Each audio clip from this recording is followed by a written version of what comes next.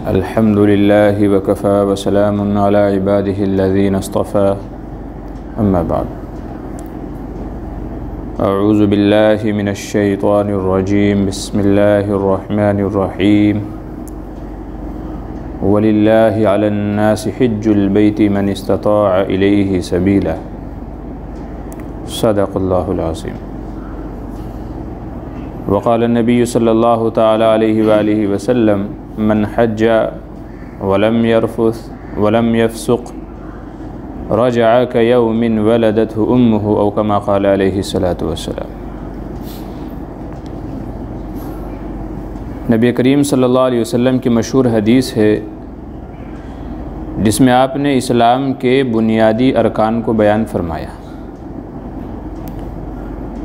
नबी करीम सल्लल्लाहु अलैहि वसल्लम का इरशाद है कि इस्लाम की बुनियाद 5 चीज़ों पर है। इस्लाम के बुनियादी 5 अरकान हैं। अरकान रुकन की जमा है। रुकन का मतलब ये है कि अगर वो ना पाया जाए तो वो चीज़ अदा ही ना हो। अगर रुकन ना पाया जाए तो वो अदा ही ना हो। जैसे नमाज है, नमाज में कुछ चीज़ें फ़र्ज़ हैं। फ़र्ज़ और रुकन एक ही बात है। फ़र्ज़ भी कहते हैं, रुकन भी कहते हैं। तो नमाज के फ़राइज़ या नमाज के अरकान अगर उनमें से एक भी ना पाया जाए तो नमाज अदा नहीं होगी, दोबारा नमाज पढ़नी पड़ेगी। तो सरकार दो आलम सल्लल्लाहु अलैहि वसल्लम ने मशहूर हदीस में इस्लाम के 5 बुनियादी अरकान, 5 फ़राइज़ बयान किए, जिनमें से एक है हज। जिनमें से एक है हज। हज अल्लाह तबारक व तआला ने सिर्फ़ उन्हीं लोगों पर फ़र्ज़ फरमाया कि जो इसकी इस्तिताअत रखते हों।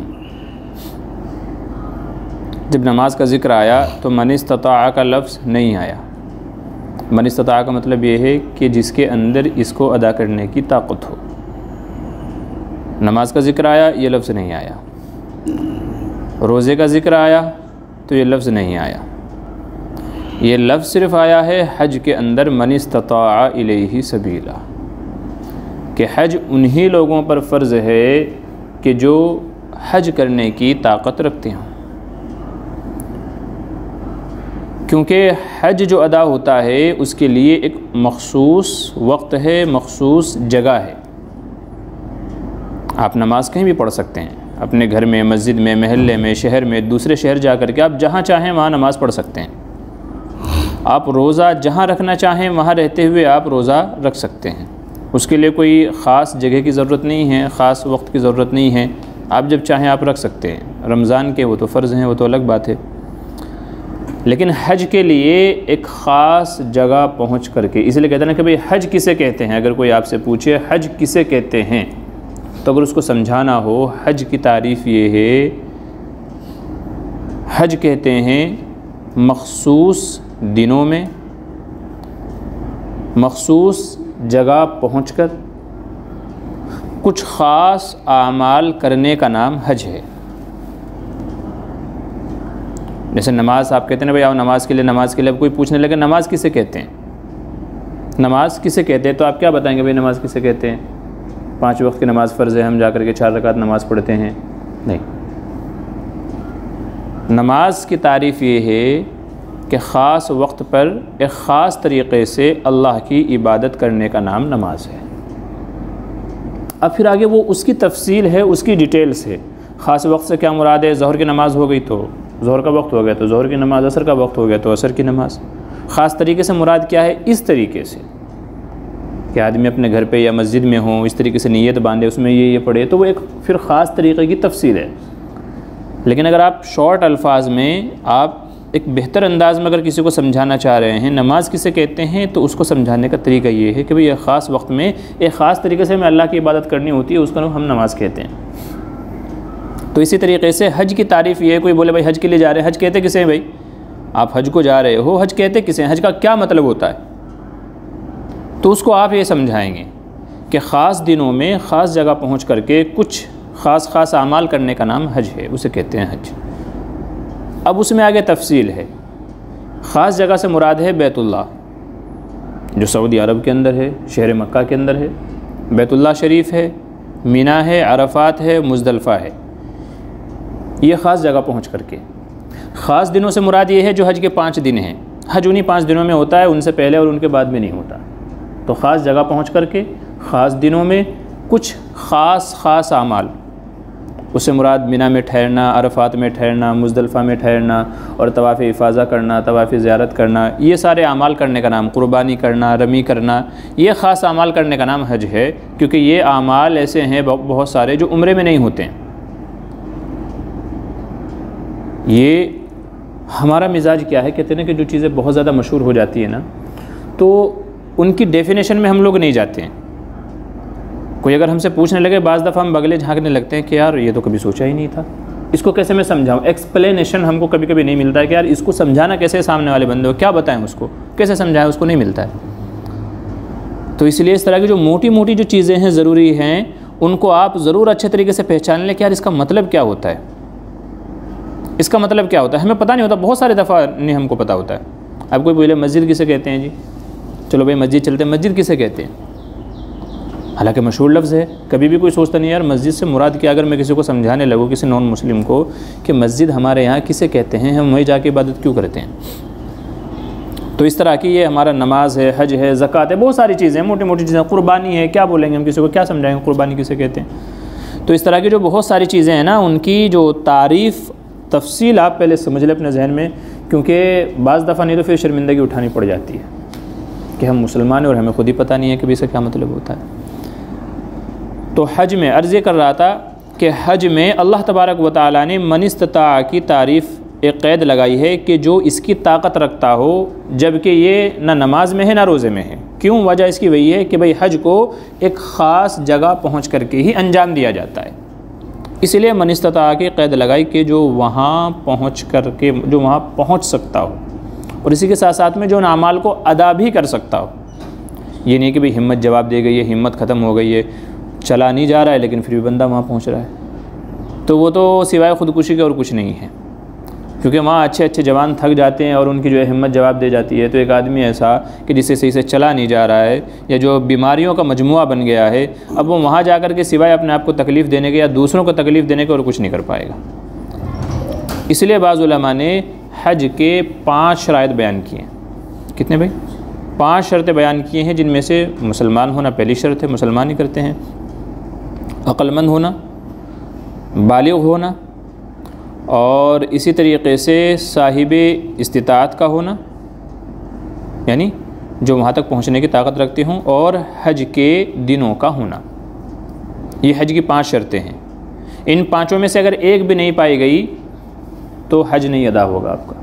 तो इसमें मेन मन इस्ता का लफ्ज़ है। तो मन इस्ता जिसके अंदर ताकत हो, तो ताकत से मुराद उलमा ने दोनों चीज़ें मुराद ली हैं। नंबर 1 माली एतिबार से भी ताकत हो, नंबर 2 बदनी एतिबार से भी ताकत हो। अगर किसी के अंदर बदनी ताकत नहीं है तो फिर उसका अल्टरनेट ये है, उसका बदल ये है कि आप किसी और से हज बदल कराएं। क्योंकि मेरे अंदर हिम्मत नहीं है, मेरे अंदर ताकत नहीं है, आप मेरी तरफ से जा कर के हज करें। तो हज इस्लाम के बुनियादी अरकान में से एक रुकन है, और ये उन्हीं लोगों पर फ़र्ज़ है कि जिनको अल्लाह तबारक व तआला ने इस्तिताअत दी हो, ताकत दी हो। अब यहाँ पर ताकत से क्या मुराद है? जो कहा जा रहा है कि जिसके अंदर ताकत हो, ताकत से क्या मुराद है? ताकत से मुराद ये है माली एतिबार से कि आदमी के पास इतने रुपए पैसे हों कि जिससे वो आराम से वहाँ पहुँच जाए और पहुँच करके वापस आ सके, और उसकी गैर मौजूदगी में उसके घर वालों का ख़र्चा ये ना हो कि सारा पैसा लेकर के चला गया, अब घर वाले यहाँ दूसरों से मांगते फिर रहे हैं। ये नहीं, जितने दिन वो वहाँ रहेगा तो घर वालों का ख़र्चा भी दे कर के जाए। अगर किसी के पास इतना है तो उसके ऊपर हज फ़र्ज़ हो जाता है। फ़र्ज़ होने का मतलब ये है कि जितनी जल्दी मुमकिन हो उसको हज अदा कर लेना चाहिए। जितनी वो उसमें ताख़ीर करता जाएगा, नबी करीम सल्लल्लाहु अलैहि वसल्लम ने इरशाद फरमाया कि जिसके ऊपर हज फ़र्ज़ हो जाए तो जल्दी से जल्दी करना चाहिए। क्या पता हिम्मत जवाब दे जाए, क्या पता सेहत जवाब दे जाए, क्या पता कोई और रुकावट बीच में बन जाए, क्या पता क्या उज़्र मुश्किल पेश आ जाए। इसलिए बाज़ उलमा का मसलक ये है, जिसमें ग़ालिबन इमाम शाफ़ी रहमतुल्लाह अलैह हैं, उनका मसला ये है कि जिस साल बंदे पर हज फ़र्ज़ हुआ उसी साल उसको हज को जाना फ़र्ज़ है। वो जितनी उसमें देर करता जाएगा, ताख़ीर करता जाएगा, उतना ही गुनहगार होता जाएगा। अल्लाह ने इस साल माल दे दिया, इतना माल आया कि मैं हज को जा सकता हूँ, तो इसी साल जाओ। दूसरे बाज़ उलमा ये कहते हैं कि नहीं, जब एक बार ज़िंदगी में फ़र्ज़ हो गया तो अब ये है उसके लिए ताख़ीर की गुंजाइश है। बेहतर तो वही है, अफजल तो वही है कि जितनी जल्दी मुमकिन हो, चूँकि हदीस में उसी को कहा गया, वही मकसूद और मतलूब है। लेकिन अगर वो ताख़ीर करता है तो ताख़ीर की भी गुंजाइश है। अलबत्ता हमारे यहाँ जो एक गलत रस्म चली हुई है, उस गलत रस्म को तोड़ना और उसका बायकाट करना ज़रूरी है। और हमारे यहाँ वो रस्म ये है कि घर के बड़े बुज़ुर्ग ये समझते हैं कि जब तक कि हम तमाम ज़िम्मेदारियों से फ़ारिग और फ्री ना हो जाएं तब तक हज को नहीं जाएंगे, हमारा हज कबूल नहीं होगा। वो ज़िम्मेदारियाँ जैसे बच्चों हैं, बच्चों की शादी ना हो जाए ख़ास करके। अरे अभी कहाँ, अभी तो घर की बहुत सारी ज़िम्मेदारियाँ सर पे हैं, बच्चे बिना शादी के हैं। उलमा फरमाते हैं कि अगर हज का वक्त आ जाए और बच्चों की शादी भी हो, उलमा फरमाते हैं पहले जा कर के हज करके आओ, क्योंकि हज का टाइम अब 1 साल के बाद आएगा। बच्चों की शादी तो आप जब चाहे कर सकते हैं, आपके ऊपर बात है। आप मिल बैठ के मशवरा कर लो, कल हो जाएगी। आप मिल बैठ के मशवरा कर लो, 1 साल बाद हो जाएगी। वो तो आपके अपने इख्तियार में है, लेकिन हज का औकात आपके इख्तियार में नहीं है। तो एक रस्म यह चली हुई है, बाकायदा अल्लाह ने नवाजा है, सब कुछ है, लेकिन हज जब तक नहीं करेंगे जब तक के बच्चों की शादियां करके फ़ारिग ना हो जाएं, फ्री ना हो जाएं कि अब भाई कोई काम नहीं है, कोई ज़िम्मेदारी नहीं है, तब तक के हज को जाते नहीं। हालांकि जाना चाहे तो जा सकते हैं, सारी सहूलतें अवेलेबल हैं। और बाज़ जगह इसको बड़ी शिद्दत से अमल करते हैं। लोग मसले पूछते हैं ना, तो बहुत शिद्दत से इस पर अमल करते हैं। कोई अगर उनको बोलता भी है ना, तो बोलने के बावजूद भी नहीं जाते हैं, नहीं पहले बच्चों की शादियाँ करेंगे। अब भले ही बच्चों की शादियाँ करने में 5 साल गुजर जाएँ, चाहे 10 साल गुजर जाएँ, लेकिन नहीं जाएंगे। तो ये गलत चीज़ है, गलत रस्म है। इस मामले में बंदा जितनी ताख़ीर करेगा उतना गुनहगार होता जाएगा। उनकी शादियाँ भी हो जाएंगी, क्या मसला है? पहले जाकर के आप अल्लाह की इबादत तो करके आओ। जो आपके ऊपर एक फ़रीज़ा आयद हो गया है, उस फ़रीज़े से तो बरी ज़िम्मा हो जाओ। तो इस्तिताअत होने से मुराद ये है कि बंदे के पास इतने रुपए पैसे हों कि वो जा सकता हो और आ सकता हो। पहले ज़माने में बहुत सारे जो इस वक्त रूल रेगुलेशन हैं, बहुत सारी चीज़ें जो इस वक्त हैं वो नहीं होती थी। मिसाल के तौर पे वीज़ा, पासपोर्ट, फ़्लाइट, ये सारी चीज़ें पहले ज़माने में नहीं थी। वहाँ की गवर्नमेंट से इजाज़त लेना, ये सब चीज़ें नहीं थी। वीज़ा का मतलब वही है कि भाई उन लोगों ने आपको परमिशन दी है, आप हमारे मुल्क में आ सकते हो। पुराने वक्तों में, पुराने ज़माने में ये नहीं था। लोगों ने अपने घोड़े लिए, ऊँट लिए और चल पड़ते थे। किसी की परमिशन की, किसी की कोई ज़रूरत नहीं होती थी। जिसका दिल करे जितने कम आएँ, जितने ज़्यादा जाएँ, कोई मसला नहीं था पुराने वक्तों में। फिर जब से ये मुल्कों के बॉर्डर बनने लगे और आपस में बहुत सारी चीज़ें होने लगी, तो ये अब हर मुल्क का एक अलग निज़ाम हो गया है वीज़े का, पासपोर्ट का। पुराने वक्तों में ऐसा नहीं था। पुराने वक्त में इस्तिताअत से मुराद ये थी कि आदमी के पास सवारी का निज़म हो जिससे वो वहाँ पहुँच सकता हो। वो चाहे तो उसके पास घोड़ा, ऊँट, खच्चर, गधा, जो भी सवारी की चीज़ें काम आती हैं वो हों। और दूसरे, ये जो इतने महीने का जो बीच में सफ़र होगा, अब तो 5 घंटे में सफ़र तय हो जाता है, पहले तो 2-2, ढाई महीने लगते थे जाने में। तो ये जो बीच का जो सफ़र है, इस सफ़र के लिए आपके पास तौशा होना चाहिए। तौशा से मुराद है खाने पीने का सामान और अपनी हिफाजत के लिए आप जो भी कर सके वो। इसलिए वो टाइम पे लोग काफ़िले दर काफ़िले चला करते थे। 10-10, 15-15, 20-20, 25-25, 100-100 के काफ़िले एक साथ चला करते थे। भाई हम लोग हज पे जा रहे हैं, कोई जा रहा है, जी हाँ हम भी जा रहे हैं, तो चलो भाई साथ में चलते हैं। तो बाकायदा पूरे से काफ़िलों की शक्ल में इसीलिए जाते थे कि सबके रहने सहने, खाने पीने का निज़म भी हो जाएगा और लोगों को एक दूसरे से ताउन और मदद भी मिलती रहेगी और एक दूसरे की हिफाजत भी लोग करते रहेंगे, सफ़र आराम से कट जाएगा। तो पूरे काफ़िले का काफ़िले चला करते थे, जहाँ रात हो जाती थी डेरा डाल दिया करते थे। तो उस वक़्त इस्तिताअत से मुराद ये थी कि आदमी के पास सवारी का नज़म हो और रास्ते भर के खाने पीने का नज़म हो। आज के ज़माने में इस्तिताअत से मुराद ये है कि आदमी के पास पासपोर्ट भी हो। ये नहीं है कि पासपोर्ट नहीं है तो हज को जाएगा कैसे, नहीं जा पाएगा अभी। आदमी के पास पासपोर्ट भी हो, उसका वीज़ा भी लग गया हो और उसके पास में प्लस इतना कैश हो कि जिससे वो आने जाने की फ़्लाइट की टिकट निकाल सके और चूँकि अब जितने दिन वहाँ रहेगा, वहाँ रहने में भी उसके साथ अखराजात लगे हुए हैं, तो वहाँ रहते हुए वो अपने अखराजात ख़ुद उठा सके। ये नहीं है कि वहाँ जाके मांगता फिर रहा है। नबी करीम सल्लल्लाहु अलैहि वसल्लम ने इससे मना फरमाया, लानत फरमाया ऐसे शख्स पर। और अभी जो लोग हज उम्रे को जाते हैं वो देखेंगे ये हो रहा है वहाँ पे। कितने लोग ऐसे हैं जो मजबूर बन करके आपको मांगते हुए मिलेंगे, चुपचाप से आपके बाजू में आएंगे, ज़रा एक बात सुनना ना, मैं फुला जगह से हूँ और मेरा पर्स था चोरी हो गया, हम लोग फंस गए हैं, जो भी हो सके मदद कर दो। चुपचाप से अच्छे खासे दिखने वाले लोग इस तरीक़े से उन्होंने बाकायदा अब एक शक्ल बना ली है, एक टोले की शक्ल में, मतलब ये लूट पाट वहाँ भी शुरू हो गई, अल्लाह के घर में भी। और किसी ने कहा कि हज में जो है ना हाजी, वो शैतान जो है वो हाजी बन के मिलता है हज में, आपको हाजी बन के मिलेगा आपको।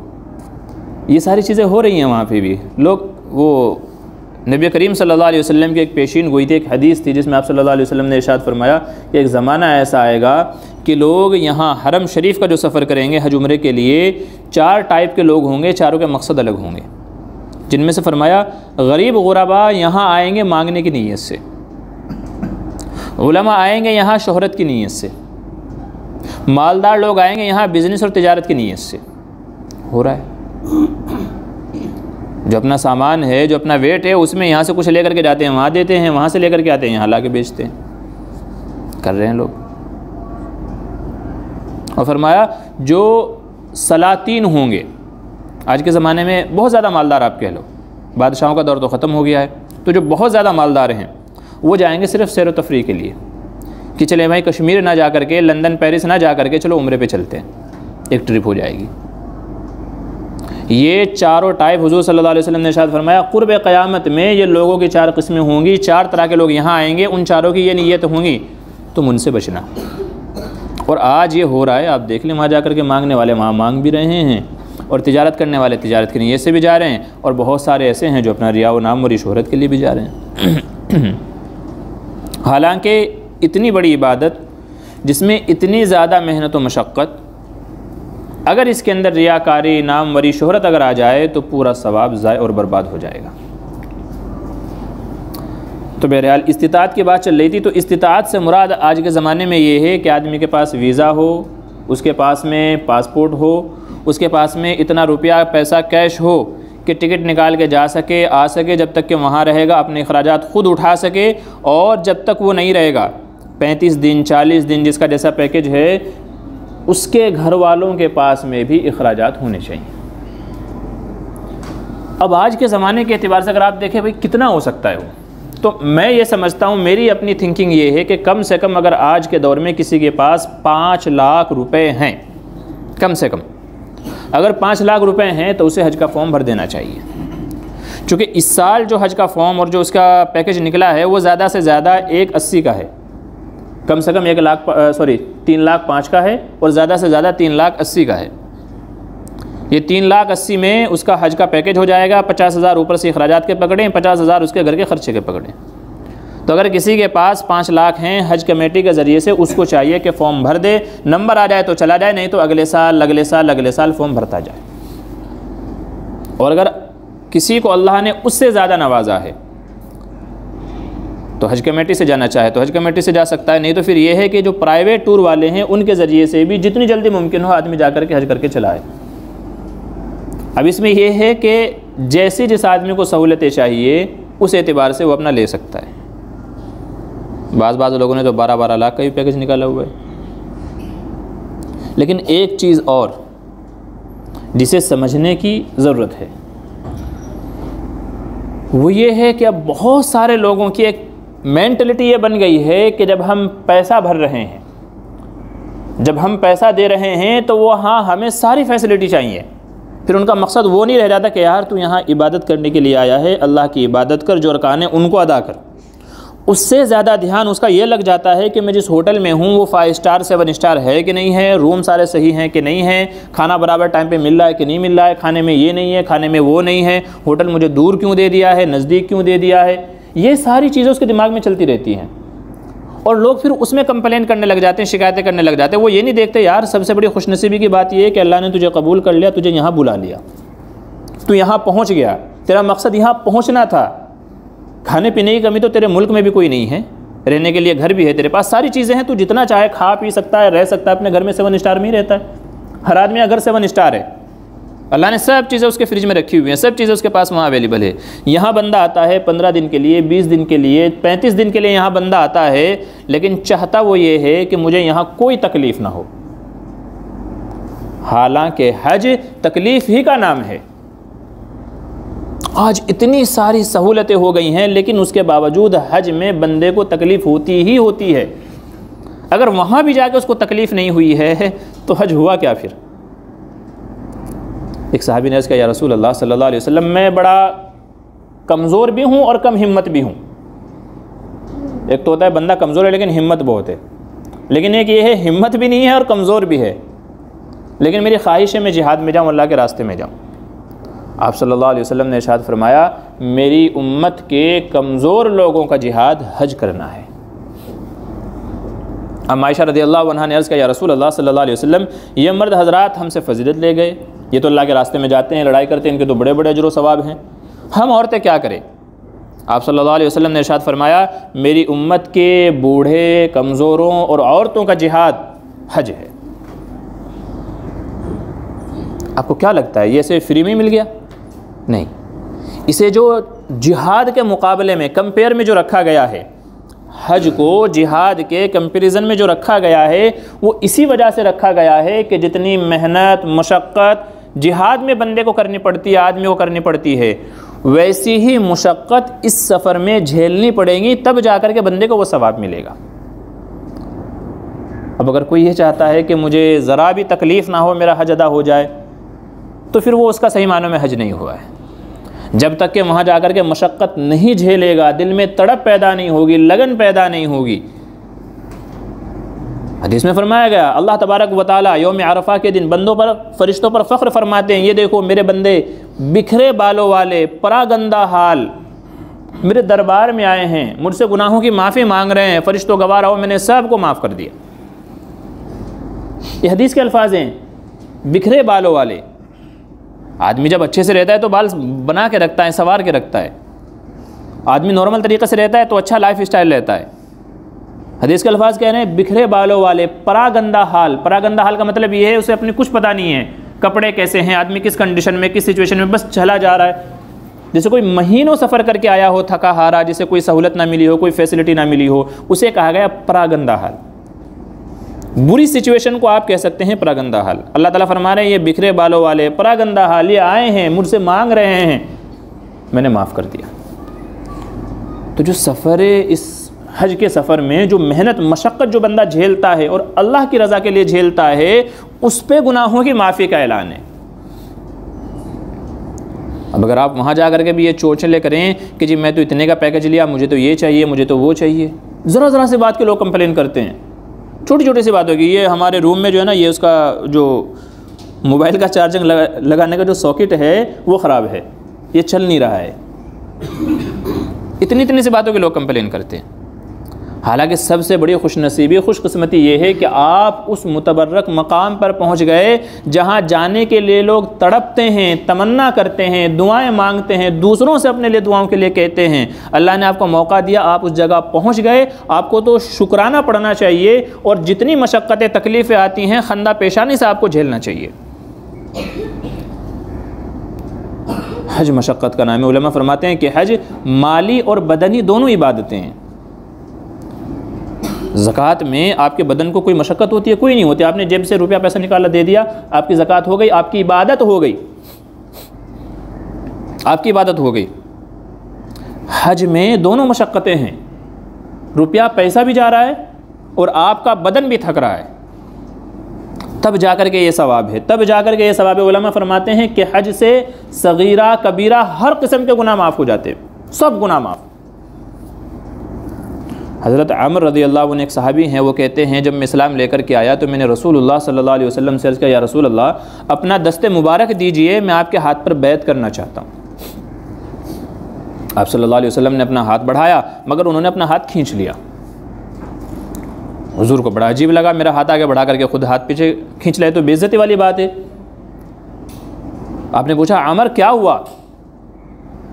उन्होंने कहा, या रसूल अल्लाह सल्लल्लाहु अलैहि वसल्लम मैं बैत तो करूँगा, मगर मेरी एक शर्त है, अगर वो शर्त पूरी होती है तो मैं आपके हाथ पर बैत करूँगा। आपने पूछा क्या है वो? अर्ज़ किया या रसूल अल्लाह, मैं बड़ा गुनहगार था इस्लाम लाने से पहले, मैं ये चाहता हूँ कि मेरे तमाम गुनाह माफ़ हो जाएं। पिछले जो भी मैंने गुनाह किए हैं सब ज़माना जाहिलियत में इस्लाम लाने से पहले, वो सब के सब माफ़ हो जाएं। अगर वो माफ़ होते हैं तो मैं आपके हाथ पर बैत करता हूँ। आप सल्लल्लाहु अलैहि वसल्लम ने इरशाद फरमाया, अमा अलिमता या अमर अन्नल इस्लाम तहदिमु मा कान क़ब्ल। ए उमर, ए अमर, क्या तुम नहीं जानते हो 3 अमल आप सल्लल्लाहु अलैहि वसल्लम ने इरशाद फरमाए कि 3 अमल ऐसे हैं कि जिनकी वजह से पिछले सब गुनाह माफ़ हो जाते हैं। उनमें से आपने इरशाद फरमाया इस्लाम। कोई बंदा गैर मुस्लिम से मुसलमान हो जाए तो गैर मुस्लिम के ज़माने में जितने गुनाह किए थे अल्लाह सब माफ़ फरमा देते हैं। इस्लाम, अल इस्लाम यहदिमु मा कान क़ब्ला, पिछले सब गुनाह माफ़। व अन्नल हिजरत तहदिमु मा कान क़ब्ला, बंदा अल्लाह की रज़ा के लिए हिजरत करता है, एक जगह से दूसरी जगह जाता है हिजरत करके, फरमाया हिजरत की वजह से भी पिछले सब गुनाह माफ़। और फरमाया वल हज, आपने फरमाया कि हज की वजह से भी पिछले जितने गुनाह होते हैं अल्लाह तबारक व तआला सब माफ़ फरमा देते हैं। लेकिन इसमें भी एक छोटी सी कंडीशन है, और वो कंडीशन ये है कि हुकूकुल्लाह तो सब माफ़ हो जाएंगे। आपने चोरी चक्कारी हरामखोरी शराबखोरी जितनी भी की होगी, हुकूकुल्लाह माफ़ हो जाएंगे, हुकूकुल इबाद माफ़ नहीं होंगे। बंदों के हक़, आपने किसी से चोरी की है, चोरी का गुनाह माफ़ हो जाएगा, लेकिन वो रुपया आपके लिए रखना हलाल नहीं होगा, वो उसको वापस करना पड़ेगा क्योंकि वो बंदे से जुड़ा हुआ है। तो जो बंदों के हक़ हैं वो तो बंदों से ही माफ़ी मांगनी पड़ेगी, उनका लिया है तो रिटर्न करना पड़ेगा, देना पड़ेगा।